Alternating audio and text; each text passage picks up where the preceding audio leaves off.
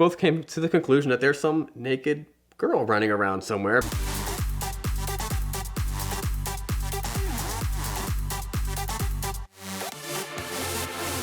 So I was probably about 20 at this point, and I had accumulated enough junky, just total junk cars that I needed a barn. I needed someplace to store multiple cars. And of course, if you have extra spot to store cars, then your friends also store their cars there too. So about 40 minutes away from my house, I had rented a maybe 2,500 square foot barn that I had just, you know, an Eddie Bauer Bronco that needed some engine work, and a car that my buddy's mom gave us because it intermittently worked, that we would just drive it through the, you know, on the railroad tracks and just goofy stuff. And I had a couple other, you know, S10 and some other just junky cars up there.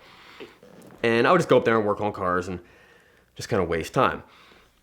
So my brother had sold to me an Eddie Bauer Bronco. It was a 1992 Eddie Bauer Bronco.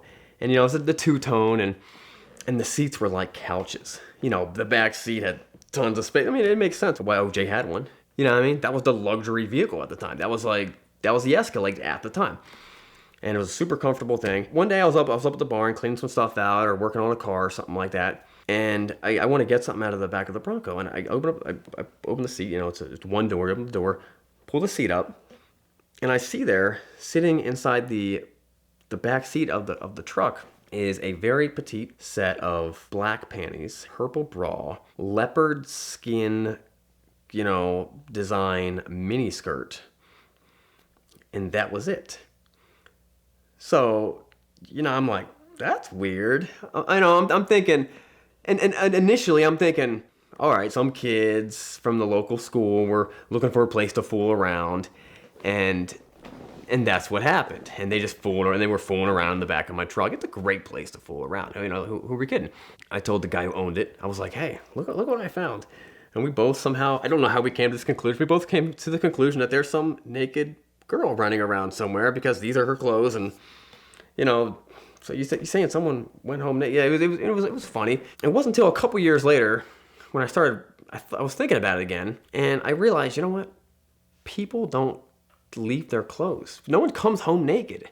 You know what I mean? You might be, okay, you're fooling around with someone, you put your clothes back on. You don't just leave without your clothes. I'm trying to put this together, like what happened? Why does this make sense? And then the leopard skin dress kind of came in. I was like, well, you know, girls don't wear that stuff. That's not something that a high school girl will be wearing.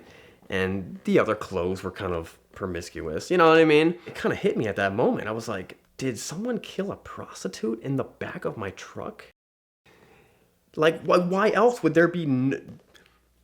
There's clothes, prostitute-ish looking clothes, and there's no girl. I can't think of any other reason why that would be. I didn't really talk to anyone about it, because at the time and for years after, I just assumed, oh, just some kids playing, some kids fooling around. So I mean, if I'd have known, I would have called Gil Grissom, and he would have came in with his ultraviolet lights, and he would have, you know, found stuff, and maybe they could have figured out who the girl was. Maybe they would have found her. You know what I mean? It kind of died with me. It ended with me because I just didn't do anything with it. I think we just threw the clothes. I think I gave it to the farmer. I'm sure he threw them away. You know, it's this 80-year-old farmer. What's he going to do with it?